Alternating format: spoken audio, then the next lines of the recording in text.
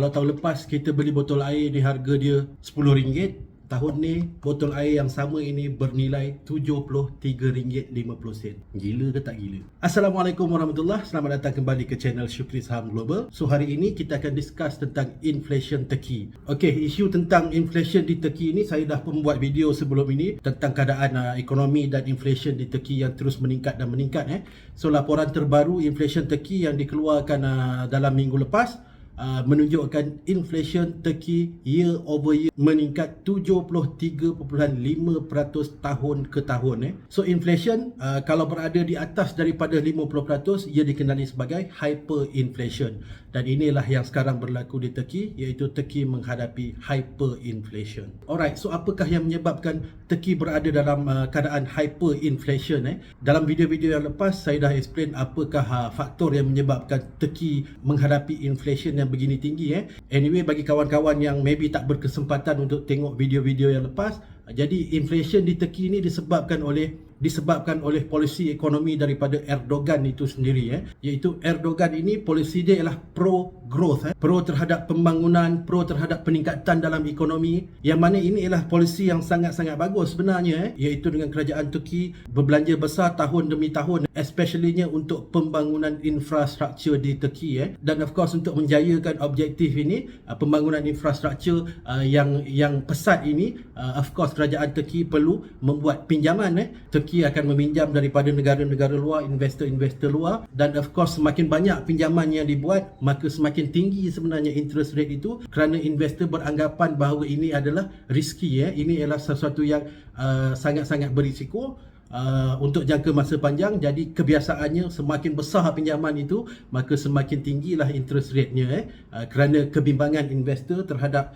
default daripada kerajaan. Jadi kita boleh tengok sebenarnya government debt to GDP untuk Turki telah pun meningkat hampir sekali ganda, iaitu daripada sekitar 25%, 26% kepada 42% pada tahun 2022 ini. Jadi ini menunjukkan berlaku peningkatan dalam hutang luar negara Turki untuk membiayai especially-nya projek-projek pembangunan infrastruktur daripada kerajaan Turki. Jadi disebabkan oleh polisi Erdogan especially-nya untuk pembangunan ekonomi ini, selain daripada public spending ataupun perbelanjaan kerajaan, especially-nya yang macam kita discuss tadi untuk pembangunan infrastruktur, kerajaan Turki juga sangat-sangat menggalakkan investment daripada private sector, iaitu badan-badan swasta. Jadi bagaimanakah kerajaan boleh menggalakkan investment daripada private sector ini? Of course caranya ialah dengan menawarkan interest rate yang murah, interest rate yang rendah. Jadi apabila interest rate berada pada paras yang rendah, ini bermaksud komuniti perniagaan, investor dan sebagainya boleh meminjam untuk investment dan perniagaan mereka pada kadar faedah yang rendah. Jadi ini menggalakkan lagi private investment dalam ekonomi. Jadi seterusnya akibat daripada polisi ini, iaitu polisi easing monetary policy, kita dapat lihat bahawa yes, GDP meningkat, kita dapat lihat bahawa private investment meningkat, tetapi dalam masa yang sama juga ia menyebabkan inflation juga meningkat. Jadi disebabkan oleh polisi ini juga, inflation di Turki sebenarnya memang sentiasa tinggi, iaitu kalau kita dalam 3%, 2%, bawah 5% lah selalunya. Turki memang kebiasaannya di atas 5%, iaitu di antara 5 ke 10%, dan kadang-kadang berada di atas 10 ke 20%. Dan seterusnya inflation Turki telah pun spike, breakout daripada paras 20% pada tahun 2021 ini, dan seperti yang dilaporkan dalam minggu ini, inflation Turki telah pun mencapai 73.5%. Hyperinflation di Turki. Jadi apakah juga faktor yang menyebabkan inflation di Turki ini semakin meningkat dan meningkat, selain daripada faktor easy monetary policy dan perbelanjaan besar daripada Turki untuk pembangunan infrastruktur, ialah trade deficit, iaitu defisit di antara import dan ekspor. Import lebih tinggi berbanding dengan ekspor. Ini melemahkan currency lira itu sendiri, yang mana lira mengalami kejatuhan value berbanding dengan currency lain, especially-nya US dollar. Dan seterusnya juga disebabkan oleh kejatuhan lira berbanding dengan currency lain. Ini sebenarnya telah menyebabkan kebanyakan rakyat Turki hilang kepercayaan terhadap lira lira dan mereka sebenarnya telah pun lebih awal menukar lira mereka, especially-nya kepada US dollar dan juga kepada euro. Jadi apabila berlaku jualan lira secara besar-besaran daripada penduduk Turki itu sendiri, ini menyebabkan value lira terus jatuh dan jatuh. Dan apabila value lira ini jatuh dengan import yang lebih tinggi, jadi ini bermakna untuk mengimport barangan ataupun raw material daripada negara luar semakin lama semakin tinggi. Jadi inflasi itu terus meninggi lagi disebabkan juga oleh kejatuhan dalam mata wang lira. Alright, seterusnya apakah yang patut kerajaan lakukan dalam situasi macam ni? Okey, so dari sudut ekonomi 101 lah, basic ekonomi. Apabila inflasi meningkat, beberapa perkara harus dilakukan oleh kerajaan. Yang pertamanya ialah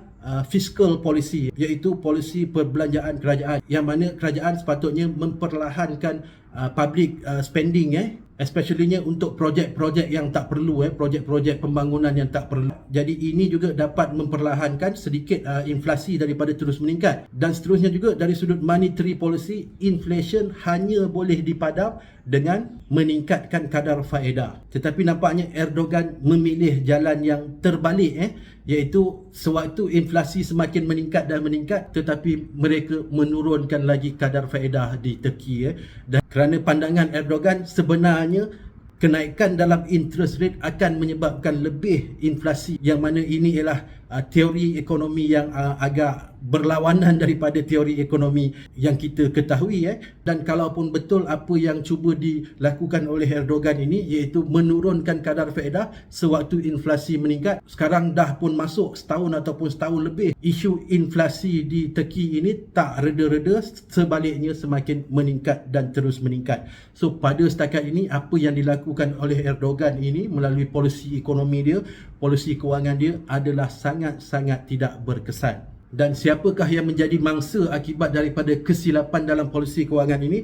Of course, rakyat menjadi mangsa apabila harga barang menjadi semakin tinggi, perniagaan banyak yang bankrupt, rakyat hilang pekerjaan, keperluan asas makanan tiada dalam pasaran. Jadi apakah ini yang perlu ditanggung oleh rakyat Turki, iaitu inflasi yang semakin meningkat dan meningkat akibat daripada kesilapan dalam polisi kerajaan Turki sendiri? Maka saya tak boleh jawab persoalan itu. Bagaimanakah pandangan kawan-kawan? Apakah Erdogan betul dalam polisi keuangan dia ini, ataupun Erdogan telah melakukan kesilapan sehingga menyebabkan kebanyakan daripada rakyat Turki menghadapi kesukaran dalam kehidupan seharian mereka.